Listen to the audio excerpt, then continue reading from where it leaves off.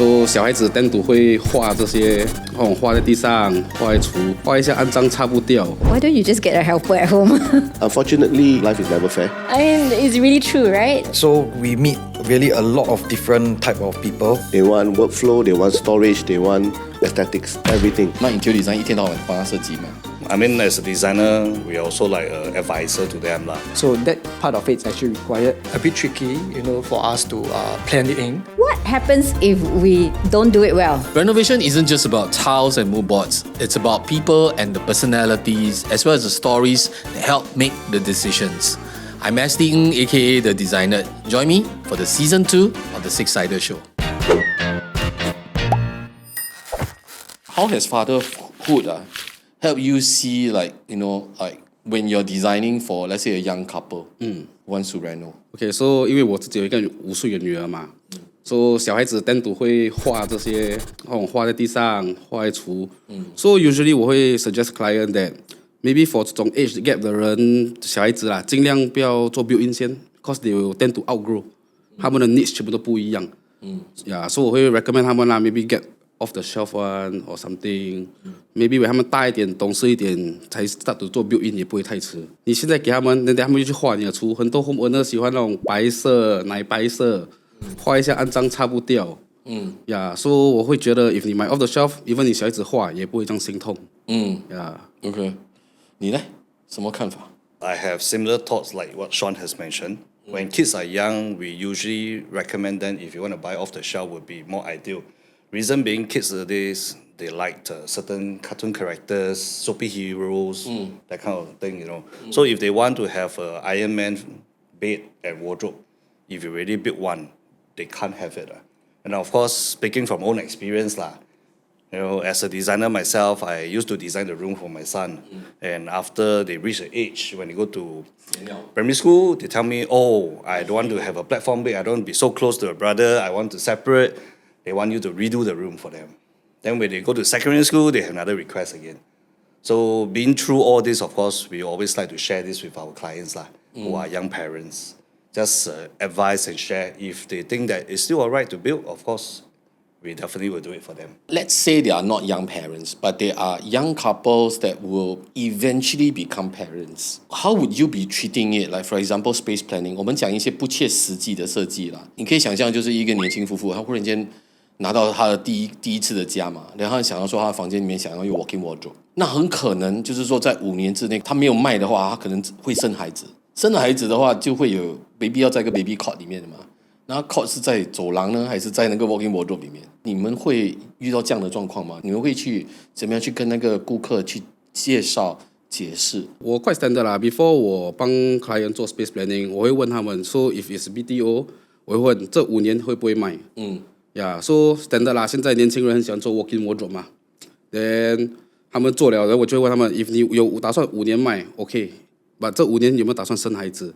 因为 as 一个 married couple， 他们都会懂啦，他们的 planning， 他们的 stage 在哪里，到哪里 ，financial 够不够，生孩子这些。So if 他们讲没有，我就会帮他们做那些 space planning But if 那些有的话，我会劝他们尽量是不要，还是 we make do with what we can 啦。So walk-in wardrobe 不一定是要打通房间也是嘛。So still doable, it's not impossible 啦。有thoughts？ I mean, as a designer, we also like an advisor to them So usually we will ask them more information Of course, nobody will know whether they get pregnant or not. Sometimes it may be an accident. But also need to understand, if let's say you do have a baby, what is your plan? You like the Angmoh style? Put your baby in another room? Or you like the Asian style? Baby must be right next to you or on your bed. Then that would definitely understand how we're going to plan the space for you. You have your kids for quite some time already, and then when you are looking at it from a designing point of view, right, from kid safety are there things that before you became a parent and now that you are a parent for some time, how you treat kid safety in design? How do you see this differently now? Honestly, even before I become a father, I'm actually very particular about safety. So even when I'm in my 20s, when I just started in industry, we have clients who have babies, young kids and all that. We have to consider into the corners, whether the space is enough, especially for living hall, like in a HDB, is a bit small. So are there space for them to play around, run around, cycle in the house, that kind of stuff? Cycle in the house. Yeah, some kids actually do that, right? Or school in the house. So of course we have to understand from the parents, what are their hobbies and everything. Yeah, so we need to understand their lifestyle and everything. Then we can start to plan. So we have to look into all this kind of safety, whether this thing is durable, whether if let's say they have a high bed, a platform bed, will they fall from a bed, all this kind of stuff. Too near the window, you need to have grills for safety and all this. These are all the factors that we will actually look into and advise. Okay, Shawn, which family member is usually in your opinion, right, 比较难设计的？ I think young age 吧，那种 toddler 啦，比较难啦。什么原因？他们都没办法 voice 他们要什么，都是爸爸妈妈帮他们做主嘛。对。所以 when 他们去到 primary school，他们就会有自己的主见了嘛。So from there 就有点头痛啊，要这个要那个。I think I agree to a certain point 啦，就是室内设计interior design to a certain extent 是 permanent 的，因为你设计完了之后你要做嘛，做了它就是可能在那边一段时间，所以它是一个 permanent 的东西。然后上几集我们其实有跟几个设计师有谈过，就是 form and function， 然后讲 function 很重要。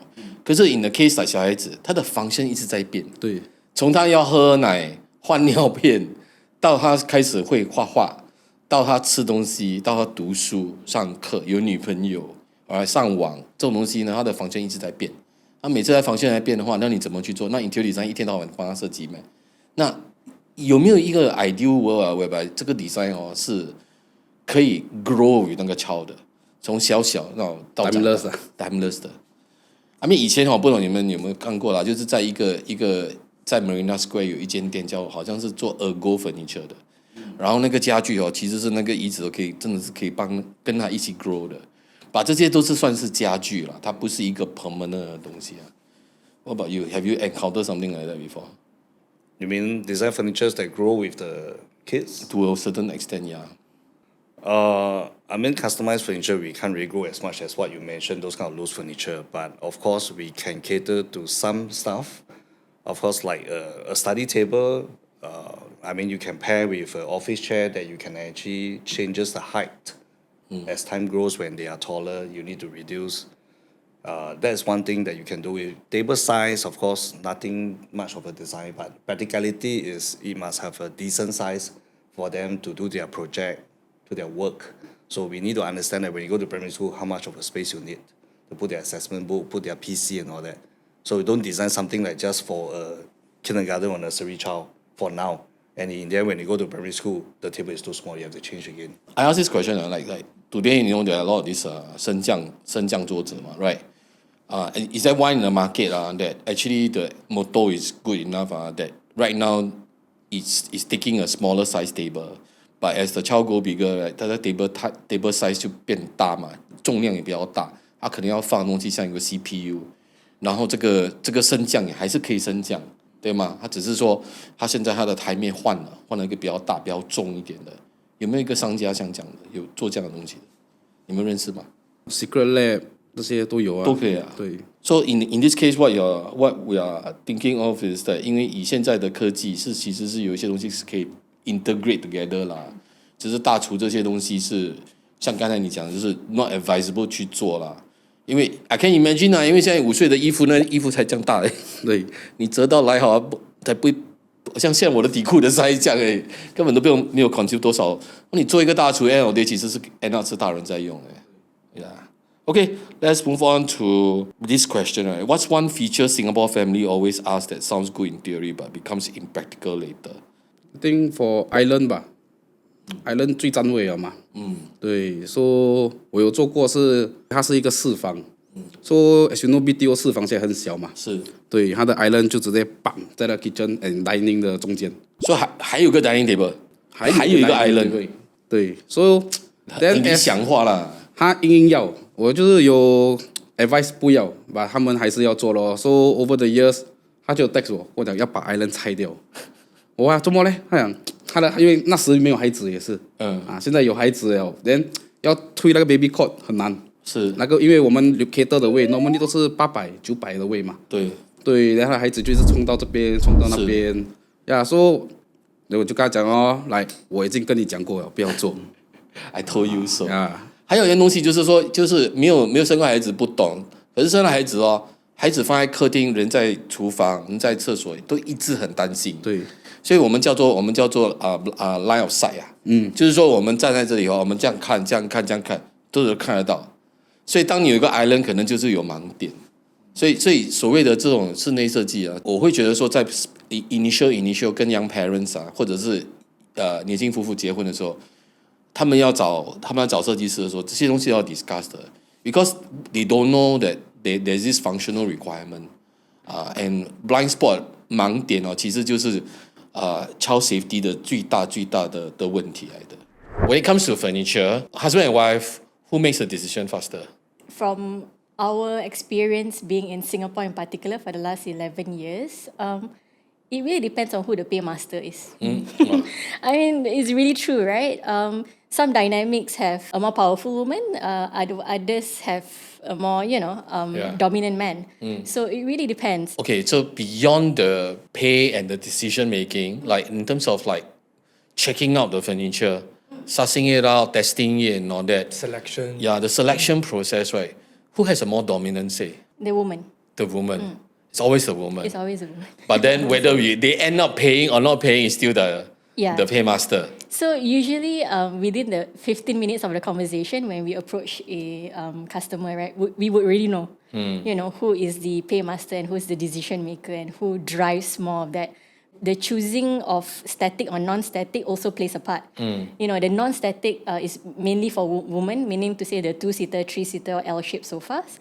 Mainly the women who decide. But if it's recliners, the men would come into the picture because it's more technology. You can put speakers within our smart pockets and stuff. So the normal analog furniture is called a static. Static. Yeah. It's your language or It's just a industry language. Industry language. Yeah. Do you all know this? No. No idea. I just know about Just know about it. Static. Okay. Okay. Because women are simpler, right? They like something, they like it, but men are more logical. Logical, yeah. Right, they will think of the cost effectiveness, and all of they that are very stuff. interested about how these things can So, have smart functions. it's the words we use every day. Then it's more a global language for people to come in and talk about. Yeah. So the both of you, do you all also bring customers to choose furnitures? Yeah, sometimes. We do when customers are asking for like something that they want to have at home, like sofas. Generally, they will ask us if you have any designs in mind, so we can give them a few, or we can say, you know what, let's go shopping, and then we'll pick like some of the brands in Singapore that we can go to, depending on your budget. So then we will say, okay, shall we meet at this place? And then we'll go, then we'll seek out for, what kind of a sofa they like, and then customizable or, depending on their requests.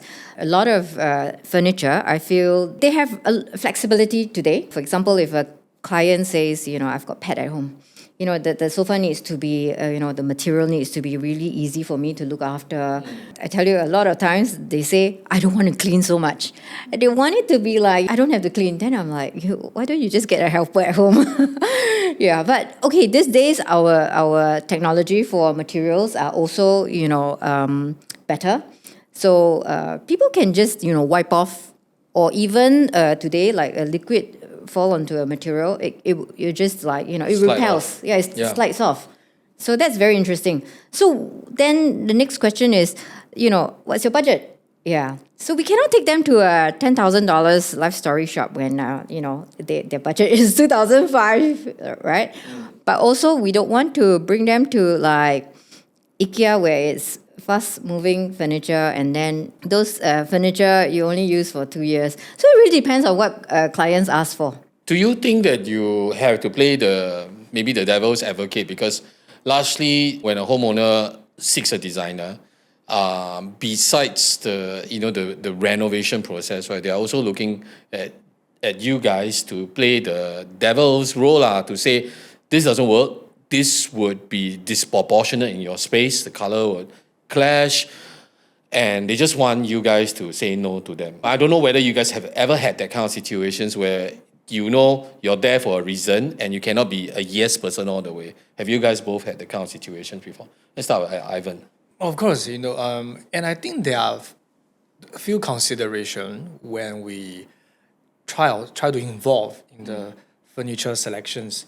The first type is those homeowners. They will bring their existing furnitures to their new place. Yeah.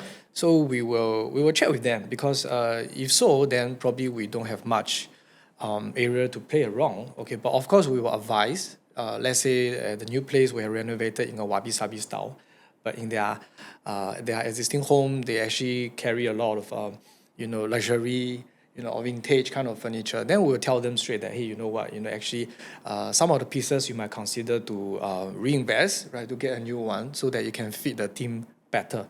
Okay. And there are another type of homeowners that they're probably not spending so much on design and build, the fit out, but they actually spend a lot on the furniture and decorations. I have ever handled clients, it's a new condo, they actually spend about 80,000 for the furniture. And I just on furniture alone? Yes, Wow. I remember very clearly, they had even the light, the hanging light, they spent about 20,000, European made. And they bought a divider. It's 3 pieces of like crystal glass kind of divider. It cost about 30,000. Baccarat. Yes, and during the work, we actually accidentally break one of the panel. I remember very clearly. And we have to bear this cost. And the total renovation probably cost about, around 50,000.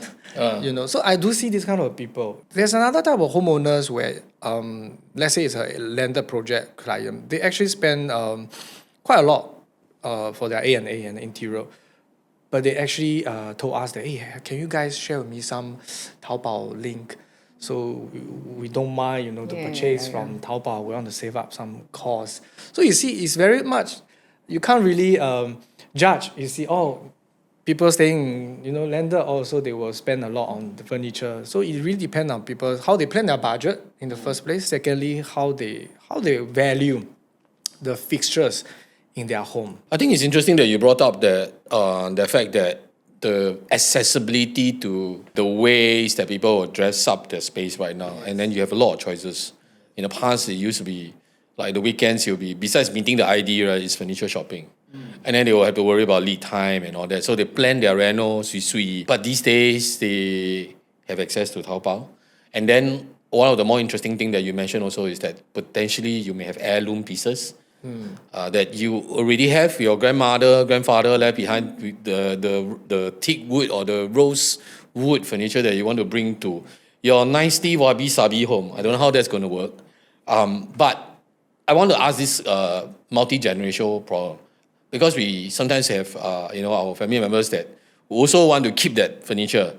And then you guys design the spaces, and then you have a specific look in mind, but they insist on bringing one or two of those pieces, sentimental value, or really it's an heirloom. And then what do? How can you all solve that problem? Some interior concept actually can fit very well with timeless furniture. Like actually wabi-sabi, contemporary, luxury style. I think they can share the same type of furniture. But wabi-sabi is slightly more different. Like you require more, organic materials, right? And also even like Chinese Zen, 新中式, recently very popular as well. So those interior style can share the same type of furniture. Okay. And other than that, I would say it does a bit tricky, for us to plan it in. Yeah. So we will usually create a corner, I would say, let's say, for example, the outer space, or let's say the dining area where you're going to welcome people for gathering, that you can actually place vintage or very fantastic furniture that have kept for many years, to be placed at the area. Yeah, so that's how myself usually will do lah. For me, I have a more creative concept to existing furniture. So there was a client who asked me, I want to keep this, I want to keep this, I want to keep this. But I also want, now with this, I want my TV console to shut. But I want to use these dividers that I have to shut. Wow, super challenging, right? I said, okay, you know what? It's not difficult, but I need to bring back to the drawing board and see how we can then, really integrate this furniture together. They're really nice pieces, and they have story behind it. And I respect the owner's, decision to integrate. But back to my company, right? Then we'll be thinking, what happens if we don't do it well? Yeah. The chances of breaking the item, the risk is there. How can you buy back the same item back for the customer? Yeah. That's the risk that we have to take. But being creative is also what designers have to do. Yeah. And we like to showcase our creativity so that, things are not always the same. And when we do that, they can keep their, timeless pieces, very nice. And then when they host their friends, there's a story to tell. And it also boosts our confidence when we take on referrals and other jobs. What's the strangest kitchen request that you guys have received from a customer or homeowner? Say, for instance, example, as we shared earlier, the thickness of the material is basically 6 mm. So the whole idea of using KompacPlus is to create the kind of like sleek, modern, minimalist kind of a concept. So we have like clients who actually use the material in the kitchen as a countertop. So sometimes the same design, they would like to bring it into their living room to use it as probably like maybe a dining table. We will usually advise clients that the material, although it's actually very hard, but it's very thin. So essentially, if let's say they want to use it as a dining table, more often than not, it requires a base for it to be supported onto. Okay, and occasionally there will be clients who say that, because they wanted to create the sleek kind of outlook, so they want the material to be just like supported by the legs. They don't want to see like something that's too bulky to actually support. Sense of weightlessness. Yeah, and we usually tell them that it requires a piece of like support below. And if let's say they want, what they can do is that they can, like protrude the material out a little, such that, eye level you will still see the sleekness of it. Yeah, but of course when they bend down, they'll see a piece of support. So that part of it is actually required. Okay, if I just to draw your attention, you turn to your left. I see, okay. This is exactly a funny request. So for us, when we got the property, right, we've got this bay thingy, and we were thinking, what do we do with it? So we decided to like use this room. Besides our studio, it's also a makan place. So sometimes our staff could use it as a bar counter to do a bit of work, or they could actually makan there. I didn't want the traditional material, so we went for KompacPlus. We got the same advice that we need something to support. So it was a hybrid. We actually got the brackets, and then the rest is as per you say lah. Yes, I noticed that. Yeah. And so it's very nicely done. yeah. Don't wonder who. Okay, what about you, Solomon? Any creative requests so far? And again, it's not specific to KompacPlus. Yeah, so okay, as IDs, right, so we meet really a lot of different type of people. We meet them from different walks of life and different walks of age groups. So I can be catering to somebody that is a senior citizen, whereby you have to plan for his or her next 10 years. You have to think of things that are more smart. Then you are also planning for the first timer couples, whereby maybe kids is not of the agenda right now, pets is not, I want an open living and all that. So if you really ask me, I'm not pushing anything, but we've been in this industry for so long already. So it's no longer any crazy or any a weird request whereby as long as you understand your client's point of view, it no longer gets weird already. But of course, I would rephrase it in a sense, maybe it will look a little bit does not make any logical sense. That to me will be weird. So for example, like everybody wants to save space nowadays, right? We know that the BTOs are getting smaller. Kitchen area, because as we go through the Singapore's HDB transformation, last time they used to prioritize the kitchen more, right? Of course, there's a housewife and all that. Now you talk about what dual income couples, right? The kitchen gets smaller. They forfeit their space maybe more towards the living room or the bedrooms. So with that said, the kitchen is a very small area. So a lot of the young couples, they first timer excited. I need to stuff everything in. I want an oven. I want a built-in oven. I want a microwave oven. I want an island, air fryer. Island, never mind. I want another peninsula. So you try to fit all your accessories into that particular, for example, a storage unit. If you ask me, I would say functionality first is it's always a good one. That's why with the betterment of so many products that can act as 2-in-1, 4-in-1, 8-in-1. Yeah, that will really save a lot of your space also. But I think this thing about us being Asians and food, right? Even though our kitchen has grown smaller and the fact that a lot of BTO, young homeowners, they don't cook, but the emphasis on kitchen and it being equipped to a sufficient extent is important because when the button is pressed, Asians still want to gather to makan, whether it's a good thing, somebody getting married, somebody dying or whatever, Asians like to gather around and eat. So do you all agree? Do you have clients that are like a lot of emphasis on the makan and the cooking part? Definitely. Definitely. So for the younger generation, I don't think they will be emphasized so much, right? Because due to their busy schedules. But you have the middle age, the typical housewife. You have the older generation. So to them, a kitchen is a very essential part of their lifestyle. You see, it's our job to make sure that they have a proper good workflow, functional workflow for that. Then, of course, coupled with good materials, like KompacPlus here, for example, you have to ensure that their materials are of the best quality or a proper quality. Then we talk about the appliances as well. We have to make sure the appliances marry together with the materials and ultimately the design. When we are looking at, let's say, a budget given by the client, and you determine the emphasis, right? Like, do I emphasize more on the carpentry, durability, and its function, or I let the appliance do the job, meaning that appliance takes center stage here. Okay, so let's assume the customer is heavy cooker. What do you think is more important? The appliance or the materiality and the construct of the kitchen cabinetry? To me, I would feel the first one is workflow, right? So aesthetics would, in this case, be the last in terms of the kitchen, because it's a highly, like you say, heavy cooker. Cooking is number one priority, not how my kitchen will look like. Of course, that will, as an idea, our job to us, aesthetics is part and parcel like salt and pepper, right? So the first one is workflow. I have to make sure, after she wash her hands, does she have space? What's next? Maybe she's on the chopping block. Is it very nearby or she has to go opposite to go and chop the block? So that to me, workflow is the priority. Yeah. I have to sometimes give credit to ID. So far, a lot of clients, they want everything. They want workflow, they want storage, they want aesthetics, everything. Unfortunately, life is never fair. But so far that all the IDs that my company will work with, right, I have not ever seen an ugly kitchen. When a customer comes to us, even though sometimes ID tell them, go to Tekka showroom, go and take a look at their hood, hob, oven, microwave. These are like the 4 basic things.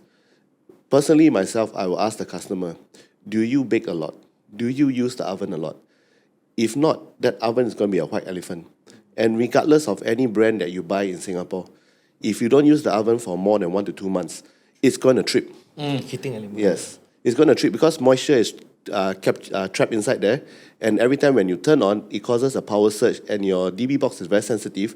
It will just cause a trip. Yeah, it happened to me. If you really do not have the need for an oven, I think it is better that you buy a combi and you emphasize more on like a microwave that has a bit of oven function. Ideally, the oven is supposed to be above your waist. But nowadays, the kitchens are getting smaller, so now we do it low. The only thing is that younger, no problem, but when you're older, I'm afraid that once you go down, you don't get up. Because for us, we do demonstration after you purchase the appliances. When you move in, we will give a one-time free demonstration. And then some of the times... You went down, cannot come up. Yeah. I go and do the demonstration, and then most of the time it's me and the owners sitting on the floor talking about the oven. So everything, I would say that, there must be a balance, Even when you say heavy cooking, the kitchen, the material and all must play hand in hand. For example, there's one material that I really hate is glass. It looks very nice, but after you do heavy cooking, the glass will be all very oily and it takes a lot of maintenance. Yes. The designer really has to, advise the customer what is best for your kitchen and your style of cooking. I think kitchen is one of the most easily identifiable in terms of function. Because you're there to cook, you're there to prep, you're there to wash. I mean, what they clearly say in when we study design is the work triangle. But beyond that, right, is that the designer's intervention is that they will use better materials so that it strengthens that idea of efficiency. Work triangle is to be efficient. But if like what you mentioned about glass, then it decreases the efficiency. Because even so what, if you save time, cut here, wash there, you still end up spending a lot of time cleaning.